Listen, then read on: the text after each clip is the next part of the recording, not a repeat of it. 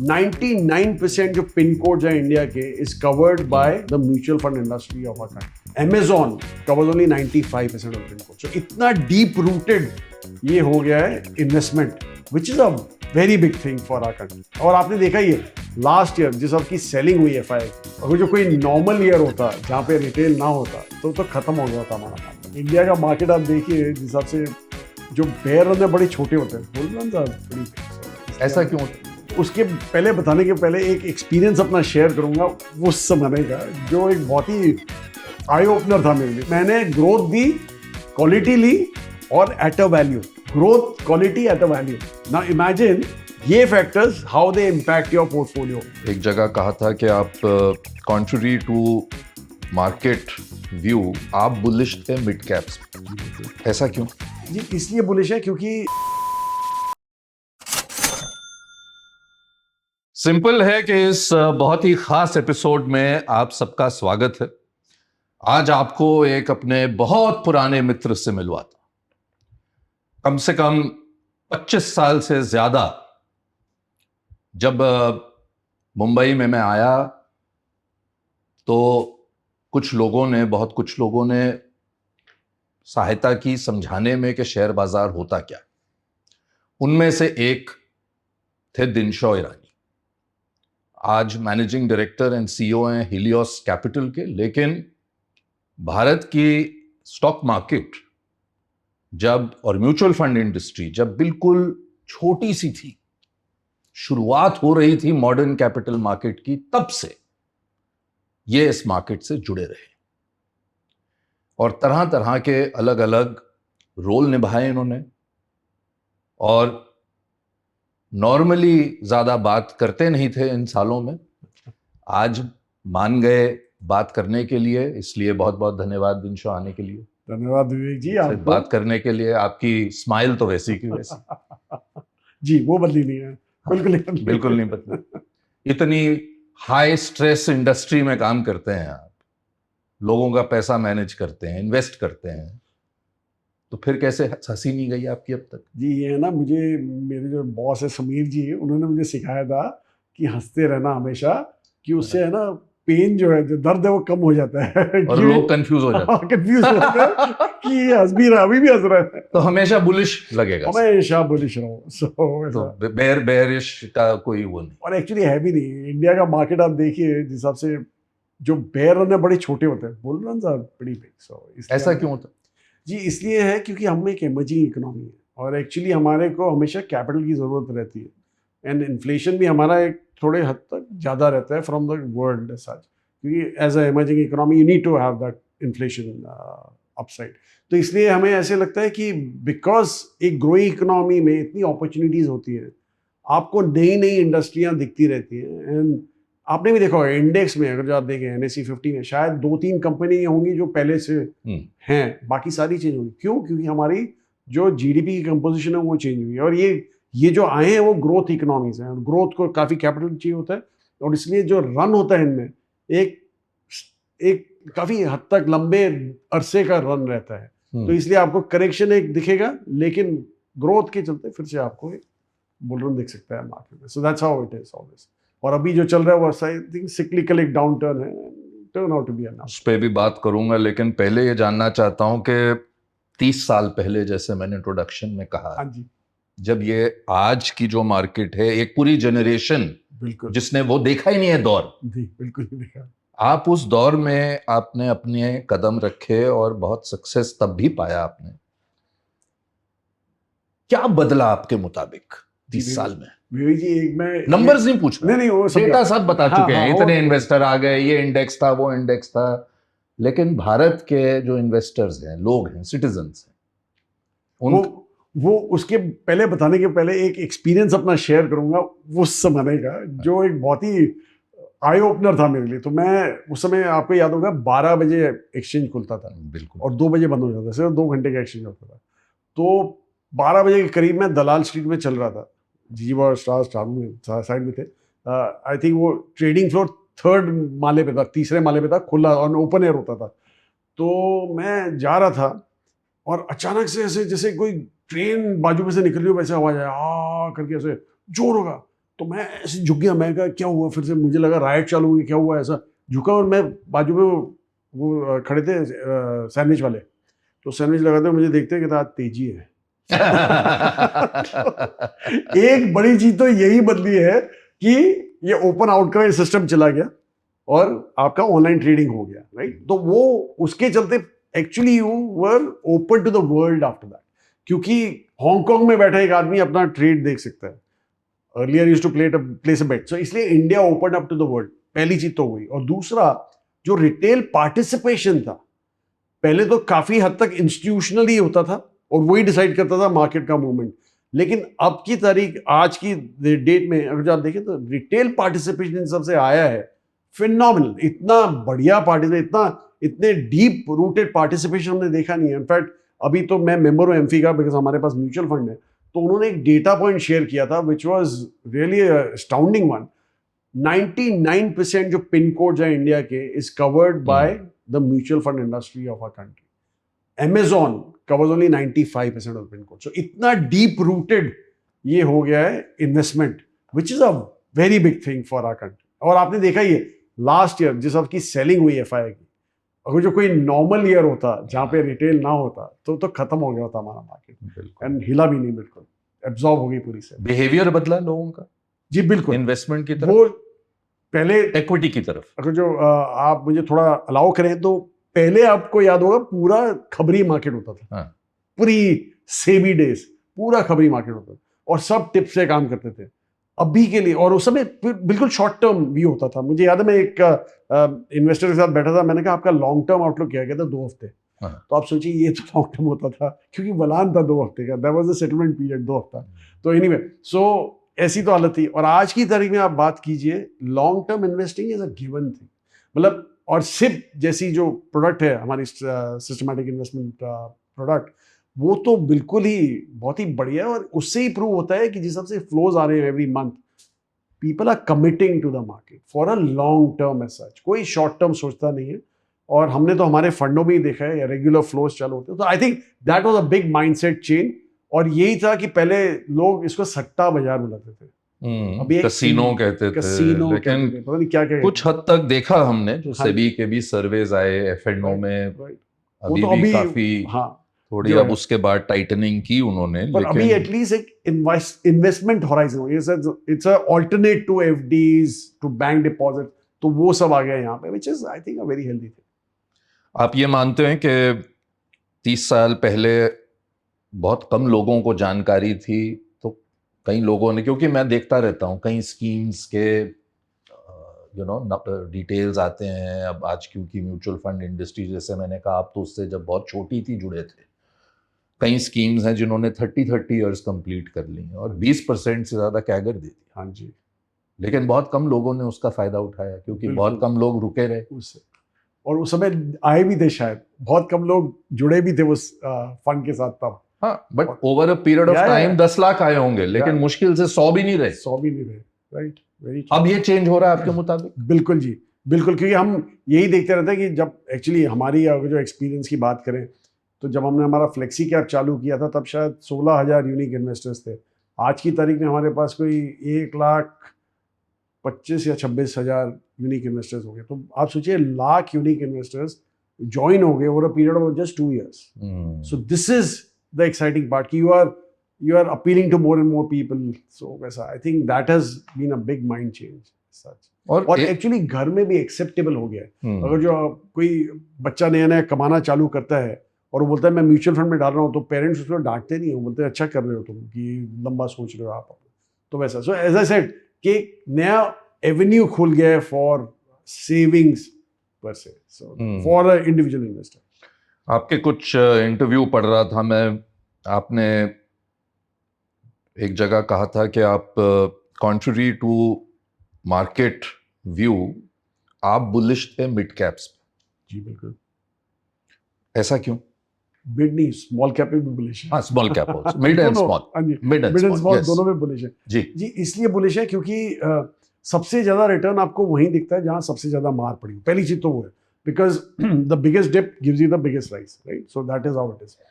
Secondly, data point जो हमें दिख रहे हैं आज की तारीख में, एक्चुअली मैं थोड़ा हिस्ट्री में जाता हूँ। आप अगर जो देखें तो प्रॉब्लम हमारे मार्केट का डी ग्रोथ ऑफ अर्निंग्स का चालू हुआ था सम टाइम इन 23, पर सबने इग्नोर कर दिया था क्योंकि इकोनॉमी एक मोमेंटम में थी और obviously everybody was earning out of that. और वो इसलिए चालू हुआ था क्योंकि एक फिस्कल एंड पे या मॉनेटरी एंड पे काफ़ी टाइटनिंग हो रही थी from the government of India and RBI, और वो इसलिए हो रही थी because they were worried about inflation. तो ऑब्वियसली एक हद तक टाइटनिंग इज एक्सेप्टेबल, बट जब आप ज़्यादा स्ट्रेच कर देते हो it hurts the economy, and वही हुआ 2024 में। आप अगर जो मार्च क्वार्टर के नंबर देखें 24 से, the D growth had started, numbers have started falling.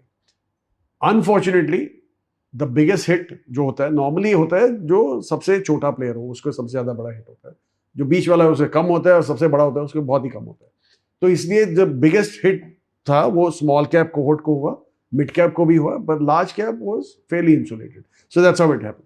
सितंबर तक, सितंबर 24 की बात करें तो अर्निंग्स ग्रोथ नेगेटिव हो गए, और आई थिंक यही देख के गवर्नमेंट भी थोड़ा सहमा गई, थोड़े समझे कि ये तो बहुत अलग हो गया है, तो इसलिए उन्होंने एग्रेसिवली वो लूजनिंग चालू किया, monetary and fiscal both loosening चालू कर दिया उन्होंने।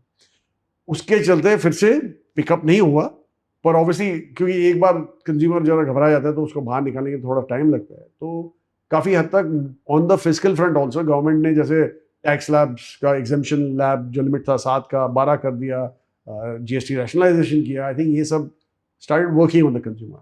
सितंबर के जब रिजल्ट आए, सितंबर ऑफ 25, क्योंकि that was the first quarter when growth kick back, तब तक ग्रोथ नेगेटिव होके फ्लैट हो गई थी टिल जून ऑफ 25। तो सितंबर के जब नंबर आए तो हमने थोड़ा काट फीट करना चालू किया, देखने की किस में ग्रोथ आ रही है, क्या आ रहा है। ओवरऑल नंबर एनएसई 500 के वहां पे ग्रोथ थी कुछ 15% अर्निंग्स की, which was a very big up move, क्योंकि आप जून का नंबर देखें तो वो 4-5%। तो हमने कहा चलो जी इनको अभी ब्रेकअप करके देखते हैं कि कौन सा कोहोर्ट में सबसे ज्यादा ग्रोथ आई है। तो अगर जो लार्ज कैप 100 लेते हैं उसमें से, तो उसकी अर्निंग्स ग्रोथ थी 10%। Mid cap cohort of 150 stocks, उसकी आप देखें अर्निंग्स ग्रोथ थी 27%। और जो स्मॉल कैप थे, 250 स्टॉक थे, उनमें अर्निंग ग्रोथ हो गई थी 37%। The maximum growth was here. ये जो आपने क्लीन अप करके देखे अपनी नजर हाँ जी, अपनी नजर से 100 स्टॉक, 150 स्टॉक और 250 छोटे, ऐसे करके किया। 100 लार्ज कैप, 150 मिड कैप और 250 स्मॉल कैप। तो हमने कहा यार यहाँ तो ग्रोथ आ गई है, अभी इज इट लेवरेज ग्रोथ, मतलब डेट इक्विटी बढ़ गई है, क्या हुआ है? तो अब अगर जो डेट इक्विटी याद करें तो जो लार्ज कैप 100 थे उनकी डेट इक्विटी अभी कम होके 5.51 हो गई, 0.51 टाइम्स। मिड कैप की 0.53 थी उसके आसपास। स्मॉल कैप हमने सोचा ये तो बढ़ गई होगी, उनकी हो गई है 0.35। सबसे अनलेवरेज्ड जो है, लो लेवरेज है वो ये। और उसका रीजन इसलिए था कि उन्होंने देखा कि ग्रोथ नहीं दिख रही है, तो दे स्टार्टेड कंजर्विंग, स्पेंडिंग बंद कर दी और रिपेमेंट चालू कर दी। तो इसलिए that drop has come. So in a way what I am trying to tell you Vivek ji is कि ये एक मेच्योर मार्केट हो गया है in even the small cap space. क्योंकि आप देखिए स्मॉल कैप का कट ऑफ 12,000 करोड़ है, मतलब सबसे छोटा स्मॉल कैप 12-13,000 करोड़ का। तो आप सोचिए कि $1.5 बिलियन का तो अभी सबसे छोटा स्मॉल कैप हो गया, तो दे बिकम मेच्योर। हमारे टाइम में तो आपको याद होगा लार्ज कैप $1 बिलियन तो बहुत बड़ा लार्ज कैप हो गया, तो वैसा होता था। तो इसलिए I think the economy has grown and so has these. So that's why I think कि ये जो कोहोर्ट है जहां पे आपको सबसे ज्यादा ग्रोथ दिख रही है, और हमें लगता नहीं कि दिसंबर भी अलग हुआ। दिसंबर में भी ओवरऑल ग्रोथ जो मैंने सबसे कम देखी है वो 14% देखी है, और सबसे ज्यादा एग्रेसिव ग्रोथ देखी किसी की वो 19-20% देखी है। तो इसे मुझे लग रहा है कि यहाँ पे जो ग्रोथ आएगी again it will replicate that, क्योंकि उन सब क्वार्टर में जैसे मैंने बोला small cap was the biggest hit. Valuation की अगर जो बात करें, और वहां पे ज्यादा कंफर्ट आता है, क्योंकि मैं आपको पहले वैल्यूएशन बोल देता तो आप बोलते नहीं वैल्यूएशन तो stand alone doesn't make sense, growth आपको देखनी पड़ेगी, क्योंकि आपके दिमाग में हमेशा आप ग्रोथ के साथ उसको डिस्काउंट करते हैं, राइट? तो अगर जो वैल्यूएशन की बात करें तो लार्ज कैप सबसे सस्ते हैं bye the way, 20 times earnings है फॉरवर्ड, पर उनकी 2 साल की आप अर्निंग ग्रोथ देखें तो 11% है, 11 से 12% है। तो आप सोचिए अभी price earnings growth which is P divided by the growth अभी हो गई है 1.9। ओके, इनका ये 100 स्टॉक की 150 जो मिड कैप है उनकी जो पी है सबसे ज्यादा है 32 time, forward and mid cap wallet, पर वहां पे ग्रोथ है 22%। तो अभी आप PEG देखें तो 1.5 हो गया, और सबसे जो छोटे हैं बेचारे 250 स्टॉक, उनका PE तो है 25 टाइम, लेकिन ग्रोथ है 23%। तो अभी वहां PEG हो गया 1.0, तो सबसे सस्ते हो गए ये वाले। अभी आप सोचिए, ग्रोथ ज्यादा है, वैल्यूएशन में सस्ता है, and in terms of debt equity they are the lowest. So that is where our comfort comes from, and obviously within that now we have to be choosy and picky. आपकी एक philosophy है आपके Helios की proprietary कि elimination investing philosophy, हाँ जी, ये क्या है? ये बहुत ही बढ़िया फिलॉसफी है। इनफैक्ट क्योंकि तकलीफ सबको यही तो होती है ना कि इतने ऑप्शंस हैं, तो सारे कैसे ऑप्शंस में तो नहीं जा सकते, राइट, कैसे निकालें? कैसे निकालें, बिल्कुल ठीक। तो मैं एक्चुअली ये मैं जो सिंपल समझाता हूँ किसी लेमैन को, वैसे ही करता हूँ। आई एम श्योर आपके दर्शक काफी मैच्योर हैं, पर just to make them understand, actually philosophy है लाइफ की, हाँ, जिंदगी की जिंदगी की फिलॉसफी है। एक्चुअली मैं आपको अगर जो पूछूं कि विवेक जी आप कैसे कहेंगे कि ये आदमी अच्छा आदमी है, भला आदमी है, आप शायद यही बोलें कि ये आदमी भला है क्योंकि इसने कभी कोई पाप नहीं किया, कभी चोरी नहीं किया, कभी किसी का खून नहीं किया है, कभी किसी को मारा नहीं है, कभी गाली नहीं देता है। सारी चीजें जो आप बोल रही है ना, इलिमिनेट, सारी गलत चीजें, सारी खराब चीजें, तो ये खराब चीजों में ही आप एलिमिनेट करोगे। आप बोलो, और तात्पर्य क्या निकला इसका कि जो बुरा ना हो वही भला है, जो बुराई ना हो वही भला है, राइट। तो ये निकला। तो हमने कहा यार ये तो मार्केट में भी अप्लाई हो सकता है, क्योंकि मार्केट में आपको पता है प्रमोटर्स खराब होते हैं, इंडस्ट्रियां खराब होती हैं, वैल्यूएशन खराब होते हैं, थीम्स खराब होती हैं, काफ़ी चीज़ें, कॉर्पोरेट गवर्नेंस खराब होती है, अकाउंटिंग खराब होती है। तो हमने बोला यार ये सब पैरामीटर्स में हम पहले एलिमिनेट करना चालू करते हैं। और ये हमने ऐसे ही नहीं सोचे, हमने एक्चुअली अंडर परफॉर्मेंस देखे मार्केट के। जब हमने शुरू किया था 2005 में, तो हमने ये अंडर परफॉर्मेंस देखे मार्केट के, और हमने कहा इनमें प्रॉब्लम क्या है। तो ऐसी 8 ऐसी खामियां निकली, और हमने यही रियलाइज किया कि एक भी खामी होगी तो ये स्टॉक अंडर परफॉर्म करेगा। तो इसलिए हमने पहले बोला ये खामियों पे पहले आप रिजेक्ट कीजिए, हमें चूज नहीं करना, पहले रिजेक्ट करना है, जो रह गया वही अच्छा है। और एक्चुअली विवेक, अगर जो आप ज़्यादा थोड़ा और सोचें तो इससे आप सोचिए कि कितना आपका स्ट्राइक रेट बढ़ जाता है, क्योंकि ऑब्वियस मिस्टेक्स आपने निकाल दिए ये सब रिजेक्ट करके। ऐसी 2 या 3 क्या चीजें हैं जो आप एलिमिनेट सबसे पहले कर देते हैं? एक्चुअली पहली तीन जो फैक्टर्स हैं, एक तो है हमारी थीम आपको इसलिए चाहिए, मल्टी या टेलविंड चाहिए होती है आपको for your stock to perform consistently over periods of years. Okay, ये कंसिस्टेंसी की वजह से ही री रेटिंग होती है स्टॉक में, ठीक है। तो इसलिए आपको री रेटिंग इसलिए चाहिए कि 100 बैगर अगर जो लाइफ टाइम में चाहिए तो आपको री रेटिंग चाहिए। तो ये एक पहली चीज है। दूसरा है कि डायनामिक ऑफ द थीम। अभी डायनामिक में प्रॉब्लम क्या है कि आप सिक्लिकल स्टॉक लेंगे ना तो आप फंस गए, क्योंकि आपको नीचे में लेके ऊपर में बेचना पड़ेगा, वो तो कभी आप कर ही नहीं सकते रेगुलर बेसिस पे। एक आध बार कर लिया फ्लूक में तो कर लिया, तो ये cyclical stocks are out. Third is disruption can be EV in passenger vehicles, electric vehicles in passenger vehicles, या तो AI इन IT, ये सब डिसरप्शन, तो ये सब आउट कीजिए। तो आउट ये कर देते हैं, आउट जहां पे डिसरप्शन आउट कर दो, वहां पे थीम खराब है आउट कर दो, जहां पे क्वालिटी मतलब सिक्लिकलिटी आउट कर दो। तो ऐसे करके आपके पास रह जाता है। ये पहले 3 फैक्टर तो एक्चुअली आपको ग्रोथ रेट एश्योर करते हैं, लॉन्ग टर्म ग्रोथ रेट, ठीक है, विदाउट एनी डिसरप्शन। बाकी 3 फैक्टर है वो क्वालिटी वाले हैं, management quality, corporate governance quality, accounting quality. अभी यहाँ पे आप जब रिजेक्ट कर दिए तो आपके पास जो रह गया ये 6 फैक्टर के बाद ग्रोथ है और उसमें क्वालिटी है ग्रोथ में, ठीक है। अभी आप बोलेंगे वैल्यूएशन कहाँ गया, वो लास्ट 2 फैक्टर में आता है, वो है medium term triggers and valuation. ये एक्चुअली लास्ट बिजनेस ठीक है तो फिर वैल्यूएशन अप हो डाउन हो, नहीं, वो लास्ट 2 फैक्टर से डिसाइड होता है। तो आप सोचिए मैंने ग्रोथ दी, क्वालिटी ली और at a value, growth quality at a value. Now imagine ये factors how they impact your portfolio. लीवर जब बाजार करेक्ट होता है क्योंकि क्वालिटी है उसमें, वो कभी गिरता नहीं है, पर जब चलता है तो वो चलता भी नहीं है क्योंकि ग्रोथ नहीं है उसमें। मेरे पास जो स्टॉक होंगे जिसमें ग्रोथ है, क्वालिटी है और वैल्यू भी है, वो आप सोचिए जब बाजार गिरता है कम गिरते हैं, पर चलने में बाजार से के साथ या तो ज्यादा चलते हैं। तो यही एक बड़ा बेनिफिट हमने देखा है हमारे पोर्टफोलियो में। इसीलिए हम ये तो to the T we follow, और कोई कॉम्प्रोमाइज नहीं होता है यहाँ पे। हम तो हमेशा, इसलिए वैल्यूएशन सबसे लास्ट में रखा है हमने, जो रिजेक्शन फैक्टर है, और वो इसलिए रखा है क्योंकि हमारे एनालिस्ट को कंफ्यूज नहीं करना। वो शायद एक दिन आके हमें बोलेगा, जो वैल्यूएशन बीच में होता, तो बोलता सर देखिए मैनेजमेंट तो खराब है लेकिन वैल्यूएशन बहुत सस्ता है। तो हम उसको बोलते हैं बेटा मैनेजमेंट खराब है इसलिए वैल्यूएशन सस्ता है, तो आप छोड़ दो उसको, तो वैल्यूएशन सिर्फ एंड में जाके करो रिजेक्शन के बाद। So this are the. पर आपने इतने आसानी से समझाया दिनशॉल, लेकिन फैक्ट ये है कि 30 साल का हाँ एक्सपीरियंस, जी। एक बड़ी टीम, डेडिकेटेड, बिल्कुल वो ये सब करती है। राइट। तो बिल्कुल। एक जो आम इंसान है उसको ये करने की कोशिश भी नहीं करनी चाहिए खुद, अगर आपके पास ये टाइप की नॉलेज और कैपेबिलिटी ना हो।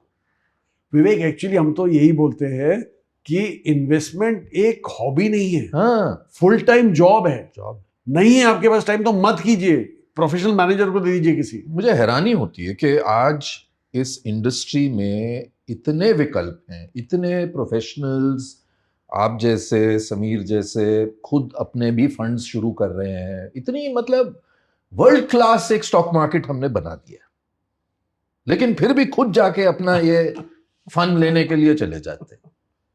अब मैं ऐसा बोलता हूं तो फिर मुझे गाली पड़ती, लेकिन ये जो आपने समझाया, it's not easy, it is difficult. नहीं, तजुर्बा ही आपको समझा सकता है, ये नथिंग एल्स। ये बताइए कि आजकल डोनाल्ड ट्रंप से कितने नाराज हैं आप? जी, नाराज तो मैं अकेला नहीं होगा, शायद पूरी नहीं, पूरी दुनिया होगी, लेकिन आप लोगों के पैसे मैनेज कर रहे हैं। हाँ जी। और एक चीज मैं आपको बताना चाहता हूं ना, वो लाइटर नोट जो नहीं बदला, वो है अखबार की हेडलाइंस। हाँ 1% मार्केट गिरी, सिंक क्रैश। हम लोग तो फिर भी तब लिख देते थे जब 3% 4% गिरती थी। अब मार्केट इतनी बढ़ गई 80,000 के ऊपर, 1% में 1000 पॉइंट बनते हैं, लेकिन वो भी सिंक क्रैश, सब परेशान। वो तो बदला नहीं है, वो नहीं बदला। हाँ, वो सेंसेशनलिज्म प्रेस की सदा पे नहीं। एक्चुअली उनसे खफा भी नहीं है ना ही खुश है। प्रॉब्लम ये है कि हमारा इन्वेस्टमेंट पब्लिक है, वो ज़्यादा कुछ आजकल रीड करता है इन स्टेटमेंट्स। क्योंकि जैसे हमारा स्मॉल कैप लॉन्च हुआ था नवंबर में, वो लॉन्च हुआ था, तो मैं काफ़ी रोड शो पे था, और जब डिस्ट्रीब्यूटर्स को मिलता था तो बोले कि नहीं जनाब देखिए प्रॉब्लम है। मैंने कहा क्या प्रॉब्लम है? बोले कि यूएस का डेट बहुत ज़्यादा है। तो मैंने कहा यार पहली चीज़ तो यूएस का डेट ज़्यादा है तो यूएस को नहीं पड़ी है, वो रोज ऊपर जाते हैं, हम उनके डेट को लेके बड़े चिंतित हैं यहाँ। छोड़ो यूएस का डेट छोड़ो, फिर तो नहीं ट्रम्प देखो कुछ भी बोल देता है। मैं कहा उनका मार्केट चले जा रहा है, आपको क्या पड़ी है उनके मार्केट? वो बोल रहे हैं वो मार्केट ऊपर जाता है, कोई फायदा किसी को नहीं हो रहा है, यहाँ पे हमें ही घाटा हो रहा है और कुछ नहीं है। तो मुझे लग रहा है कि हम ज्यादा रीड कर रहे हैं, और एक्चुअली हम तो यही बोलते हैं कि जैसे हमने यही सोचा, हमारा पोर्टफोलियो कंपोजिशन आप देखेंगे तो हमने यही सोच के रखा था कि with so much of uncertainties, जब भी ये चालू हुआ, ट्रम्प जी जब आए उसके पहले से ही चालू था एक्चुअली, तो आपको याद होगा 2024 में ही जब इलेक्शन के कैंपेन में थे तब ये सारी बातें करते थे।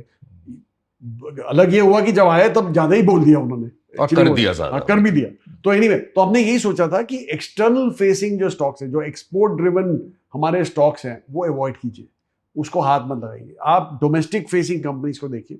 क्योंकि हमें ऐसा लग रहा है कि हम शायद उसी लेवल पे हैं जहां चाइना प्रॉब्ली था मिड 2010s में, जब उनकी domestic economy was picking up, consumption was picking up.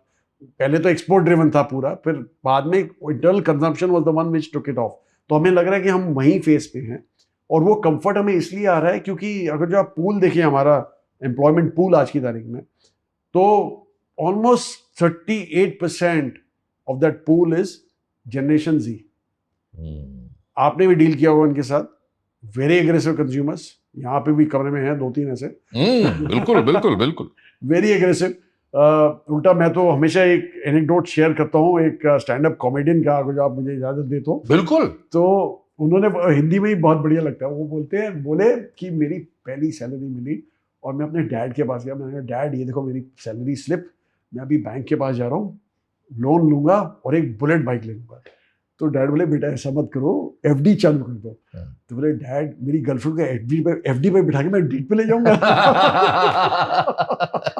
So that attitude I love, because velocity of money is what can drive economics. And ये जो पूल है वो 38% हो गया अभी. मिलेनियल्स जो थे, जो 80s के बाद 88 से 95 थे, वो अभी 33% है. और मेरे टाइप बुड्ढे लोग, प्री मिलेनियल्स, मेरे भी वो अभी सिर्फ 29% है. और हम तो, आप जानते हैं, हमें तो हम बोला डाइट जाता ब्रीड था, है मतलब. हाँ नहीं बिल्कुल बिल्कुल, और हमें यही बोला जाता था कि पाँव उतने ही फैलाओ जितनी चादर लंबी हो, बूंद बूंद से घड़ा भरता है. वो भी कंजर्व वो भी अच्छी चीज है, क्योंकि मैं समझता हूँ रेकलेस स्पेंडिंग भी, रेकलेस डेट नहीं, लेना reckless- भी. हाँ नहीं ठीक है, वो आपकी बात भी बराबर है. ठीक देखिए बात आप नहीं. मुझे बताइए, ये जनरेशन जी अभी वेकेशन पे जाने के लिए लोन लेते हैं, हाँ. तो आप उसे रेकलेस बोलेंगे, क्या बोलेंगे? नहीं, मैं अब वो देखिए हमारी वो they very problem. Mature, they very mature in the sense they know कि ये मेरा है, इतना मैं कर सकता हूँ, इतना मैं लेवरेज कर सकता हूँ. क्रेडिट कार्ड पे कभी नहीं लेंगे डेट. EMI. हाँ वो नहीं करेंगे. ईएमआई वगैरह बैंक वगैरह से ज्यादा कर लेंगे. You can over spend on your card, पर वो नहीं करते, because they very smart. That's why I believe कि ये जो जनरेशन है एजुकेटेड है and they are aggressive spenders, so that makes a lot of difference. And woman participation जो है, because of this has moved up quite appreciably. Absolutely. And because of women participation, and this I am a sincere believer, जो औरतें हैं वो ज्यादा rational होती है spend में. We guys get carried away by discounts. They don't, they look at the deal, they look at कि हाँ ठीक है मैं इतना दे रही हूँ, मेरा मिल क्या रहा है, ब्रांड कौन सा है. They very brand conscious now. That helps in a formalization of an economy. So I think we are on a very good wicket right now in terms of consumption. So इसलिए हम we are driven तो आप towards. कह रहे हैं कि जो consumption driven businesses हैं उन पर आपका ज्यादा ध्यान है. राइट. और उसमें बीएफएसआई भी आता है, क्योंकि जो फाइनेंसियर्स है of that consumption, they also correct, वो भी सब उसमें आ गए. ये जो अर्निंग्स साइकिल, जैसे आपने कहा कि आपके अपने एलिमिनेशन से आपने ये ऑलरेडी चेंज देखना शुरू कर दिया अच्छी कंपनियों में. हाँ जी क्योंकि बिल्कुल अभी Q3 के बिल्कुल. ये कई लोगों ने कहा ये क्वार्टर डिफाइनिंग क्वार्टर होगा. अभी हालांकि सबके नहीं आए, लेकिन मोटा मोटा आ गए. हाँ. उनको कैसे रीड किया आपने उन नंबर्स को? जी देखिए, अब जो ये दिसंबर नंबर्स की हाँ बात जी, है, जी. अभी तक तो जो नंबर्स आए हैं वो इतने खास नहीं आए, क्योंकि जो कंपनियां थी, मिली आईटी जो कोहोर्ट था, उन्होंने रिपोर्ट किया मेन नंबर्स. रिलायंस के जो नंबर थे वो उसमें शायद वो सबसे बड़ा प्लेयर, Giant है वो. हाँ, उसमें शायद रिटेल में डिसअपॉइंटमेंट था. Otherwise all other numbers were in line. So मुझे लग रहा है जो मैन्युफैक्चरिंग बिजनेसेस हैं, जो अभी रिपोर्ट करेंगे आगे चल के, और consumption related businesses, I think they do a wonderful job. इसलिए हमें लग रहा है कि जो bulk of the reporting, like banks के भी जो नंबर्स आए थे, जो बड़े बड़े बैंक्स के आए, अच्छे ही नंबर आए, कोई खराब नहीं आए थे नंबर. ग्रोथ थी, लोन ग्रोथ थी, फिर डिपॉजिट ग्रोथ भी अच्छी थी. तो इसलिए हमें लग रहा है कि we are on a even keel. और जैसे मैंने बोला विवेक, मुझे नहीं लगता कि ये क्वार्टर जो सितंबर क्वार्टर था उससे कोई अलग होने वाला है. यहाँ पे भी आपको एक mid teens overall earnings growth दिखेगी, और शायद लार्ज कैप में थोड़ी कम होगी, मिड कैप में ज़्यादा होगी, सबसे ज़्यादा स्मॉल कैप में भी. That's how the spread will be, and that's how very comfortable. आपका, मैं एक PMS स्कीम के बारे में पढ़ रहा था कि 2020 में शुरू किया आपने, और 20% से भी ज्यादा उसमें CAGR है. बिल्कुल. और इस दौरान कोविड हो गया. कोविड के बाद चलिए मार्केट ऊपर गई, पिछले 1-2 साल ऐसी ही रही. तो यानी कि ये जो एक और हमारा रवैया रहता है कि बस हेडलाइन फिगर देखिए और उससे अपना व्यू बना लीजिए कि चीजें नेगेटिव हैं कि पॉजिटिव. लेकिन इक्विटी इज अबाउट बिजनेस. हो सकता है इंडेक्स में कुछ ना हुआ हो, राइट, बराबर. लेकिन फिर भी आप का चाहे जो भी फंड हो, वो बाय सेलिंग करके अल्फा जनरेट कर रहे हैं. बिल्कुल बिल्कुल वही होता है. और आपको कंसिस्टेंट रहना पड़ता है. आप अगर जो नीचे गिरते हुए बाजार में डर के आप निकल गए, तो आपको ऊपर का लुफ्त भी नहीं मिलेगा. You have to be consistent, you have to remain there. और एक्चुअली उसमें एक चीज मैं हाईलाइट करना चाहूंगा, जो मैनेजर होता है उसका काफी हद तक एक रिस्पॉन्सिबिलिटी होता है कि हैंड होल्ड एज इन्वेस्टर्स, कि बोले उनको देखिए सब ठीक हो रहा है, मैं ये कर रहा हूँ, ये चेंजेस कर रहा हूँ. इनफैक्ट मुझे याद है जब हम म्यूचुअल फंड चालू कर रहे थे, तो काफी डिस्ट्रीब्यूटर मुझे पूछते थे कि कब रिडीम करना चाहिए, आप ये बताइए. मेरे इन्वेस्टर पूछते रहते हैं आपने इन्वेस्ट तो करवा दिया, रिडीम कब करें. मैंने कहा यार देखो, अगर जो मैनेजर अच्छा है ना, तो उनके बिहाफ पे वो ऑलरेडी चेंजेस कर रहा है अपने पोर्टफोलियो में. उन्होंने एक स्टॉक नहीं लिया, उन्होंने एक पूल लिया है जहां पे काफी बाइंग सेलिंग हो रही है. वो वैल्यूएशन हाई दिखती है तो वो बेच देता है, कोई सस्ती स्टॉक हो गई दिख रही हो तो वो ले लेता है, तो वो उसके बिहाफ में तो कर ही रहा है, तो उसको कोई जरूरत नहीं है, as long as the manager is giving a higher return every time, तो क्या प्रॉब्लम है। इसलिए एक मेच्योरिटी सी आ जानी चाहिए। एक जो बहुत बड़ी डिबेट अब जो उस वक्त नहीं थी अब है, पैसिव वर्सेस एक्टिव। तब तो सब एक्टिव था। बिल्कुल। और दूसरी जो मैं रिलेटेड क्वेश्चन है, इसलिए आपको दोनों पूछ रहा हूं एक ही बारी में, कि एक तरफ हम देख रहे हैं कि जो डेवलपमेंट्स हैं कैटेगरीज में और नई चीजें, से हमारे समय में आपने जब शुरू किया कोई एआईएफ का कॉन्सेप्ट नहीं था। हाँ जी बिल्कुल। पीएमएस भी एक बहुत नीश था। बहुत आप you are one of the first in this country to start. तो अब पीएमएस भी है, अब एक नई कैटेगरी सिफ भी आ गई, एसआईएफ। एआईएफ के अंदर प्राइवेट इक्विटी, प्राइवेट डेट, मतलब तो we have the works now. हाँ जी हाँ जी राइट, बिल्कुल। कईयों में because of the risk profile regulator ने कैप्स थोड़े बड़े किए। राइट। तो दो चीजें, एक जो आज ऑब्वियसली इंडिया में भी वेल्थ अब बन रही है, ना केवल जो बिजनेस हाउसेस थे लेकिन जो वर्किंग क्लास है वो भी हैज बेनिफिटेड, राइट। तो आई एम प्रिज्यूमिंग कि they are going to go to these type of instruments which are more personalized for them, right. Higher risk higher return. और जो आम इंसान है, जो शुरुआती है, जो यंग है, जो जेनजी है, जिसने अभी काम शुरू किया, वो कहाँ जाए? उनको पैसिव म्यूचुअल फंड लेना चाहिए कि एक्टिव म्यूचुअल? जी एक्चुअली पहले तो मैं ये बता दूं कि हम टोटल बिलीवर्स हैं एक्टिव्स में। हाँ, वो तो मुझे पता में है, बिल्कुल आप भी तो, नहीं करते। हाँ। और ये रीज़न है, इसका रीज़न है, ऐसा नहीं है कि हमें पसंद ही है इसलिए, पर रीज़न ये है कि सबसे बड़ा आर्ग्यूमेंट जो लोग बोलते हैं पैसिव्स का, वो बोलते हैं कि नहीं एक्टिव से कम फी चार्ज करते हैं, कॉस्ट कम। मैं यही बता दूं कि जब एक इन्वेस्टर डिसाइड करता है कि मुझे ये पैसिव लेना है, मतलब उसने डिसाइड किया कि मुझे ये इंडेक्स में पैसे डालने हैं, ठीक है, पैसिव आर मोनली ईटीएफ्स, राइट, तो मुझे ये इंडेक्स में पैसे डालने हैं। तो जो इन्वेस्टर है जो इंडेक्स में पैसे डाल, वो ऑलरेडी फंड मैनेजर बन गया है, क्योंकि उसने डिसाइड कर लिया कि मुझे ये सारे स्टॉक चाहिए और इस वेट में चाहिए मेरे को, वो डिसाइड होता है इंडेक्स में, राइट। तो इसलिए जो फंड मैनेजर है जो एग्जीक्यूट कर रहा है उसका ट्रेड, वो अभी एक ब्रोकर बन गया। तो इसलिए वो सिर्फ आपसे ब्रोकरेज ले रहा है, वो आपसे फंड मैनेजमेंट फी नहीं ले रहा है। तो आप ये मत सोचिए आप सस्ता है इसलिए आपने लिया है, वो फंड मैनेजमेंट फी नहीं है, सिर्फ ब्रोकरेज दे रहे हैं। पहली चीज वो है। इंडेक्स किसी और ने बनाया, इंडेक्स ने बनाया, वो तो सिर्फ वेटेज उन्होंने बनाया, उन्होंने बनी हुई है, वही बनी हुई है, इंडेक्स की बनी हुई है वेटेज। वो फंड मैनेजर तो सिर्फ कंप्यूटर में डाल रहा है आपके ऑर्डर और वो एग्जीक्यूट हो रहे हैं वैसे। ओके, दूसरी चीज, अगर जो इन्वेस्टर ये सोचता है कि मुझे इंडेक्स जितना रिटर्न मिल जाएगा, वो नहीं मिलता है, कभी नहीं मिलता है, हमेशा इंडेक्स से कम मिलता है। और वो रीज़न ये होता है कि जब इंडेक्स ऊपर नीचे जाता है तो उसमें कोई ब्रोकरेज नहीं होती है, पर जब ये इंडेक्स ऊपर नीचे जाता है तो जो पैसिव फंड है वो वेट एडजस्ट करता है according to the movement of the index. तो जब वो एडजस्ट करता है वो वेट, मतलब वो खरीदता है या बेचता है, तो उसको ब्रोकरेज देनी पड़ती है हर एक डील पे। तो वो आपका उसमें से कम हो जाती है, रिटर्न में से कम हो जाती है, because that is charge to you, right. पहली चीज वो। दूसरी चीज, जब ये खरीदता बेचता है तो वो रिएक्ट कर रहा है टू द इंडेक्स। तो जब गिर गया तो उसके नीचे बेचेगा, जब वो चल गया तो उसके ऊपर लेगा। तो हमेशा उसको ट्रैकिंग एरर बोलते हैं, ट्रैकिंग एरर, yes. वो वहां पे और डिस्काउंट मिल जाता है। और चार चीज, you are buying a ETF, you are not buying the index, तो आप हमेशा एक लिस्टेड ईटीएफ उठाएंगे जो may be at a discount already trade कर रहा होगा। तो इसलिए you will always have a negative alpha in ETF. In a passive trade it will always be a negative alpha, आपको कभी पॉजिटिव नहीं मिलेगा alpha. So that is one thing.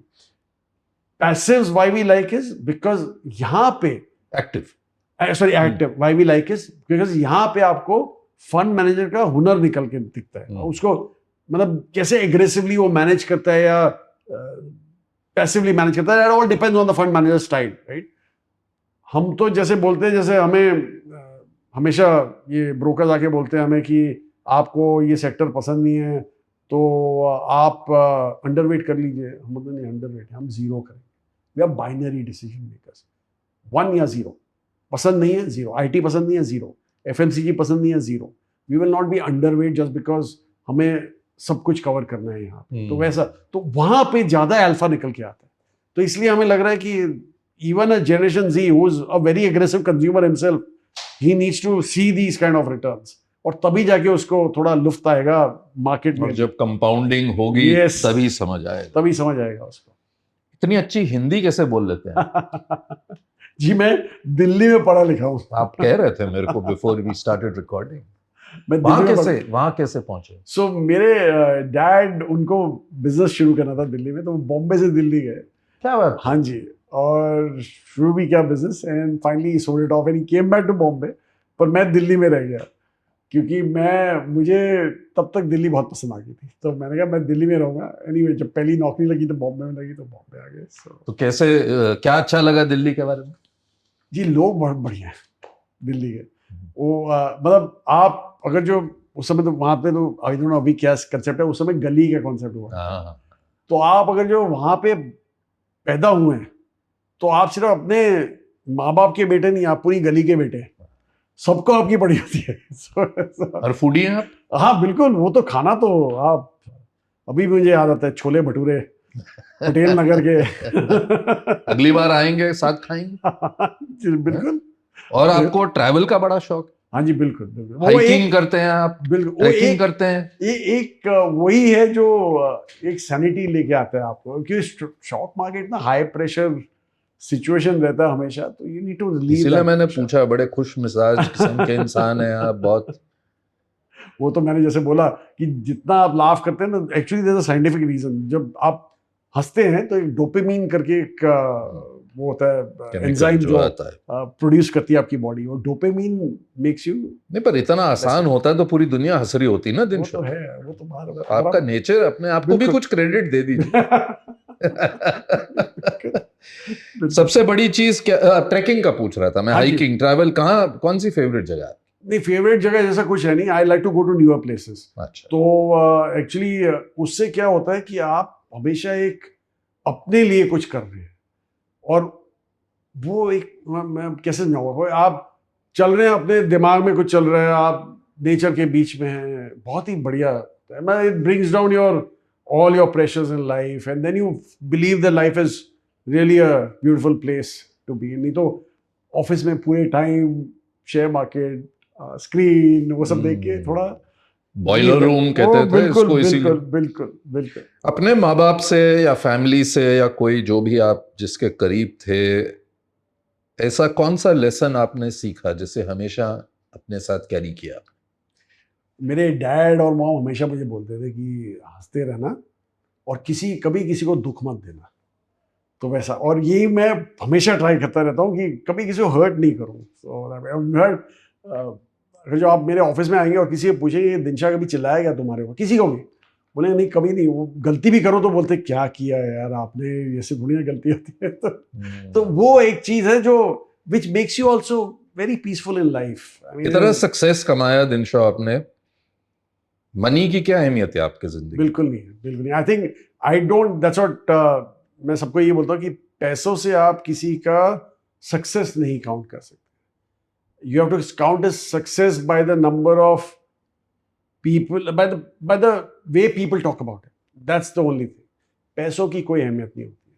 सो वैसा कमा लिए वो ठीक है, अच्छा है, थोड़ा लाइफ बहुत कमाए आपने, और औरों को भी कमाए, लोगों को, इन्वेस्टर्स को, लेकिन as a professional to enter at that time, to build your own success, तो इसीलिए आपसे ये पूछ रहा हूँ क्योंकि आपने ये एक्सपीरियंस खुद किया है।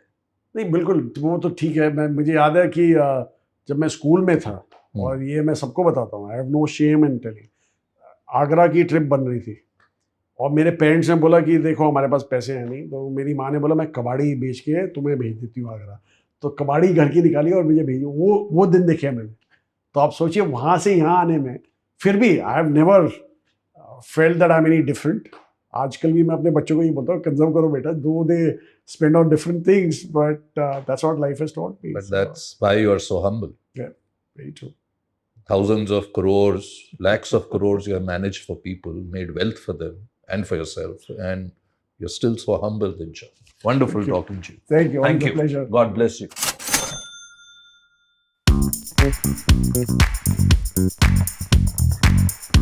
है।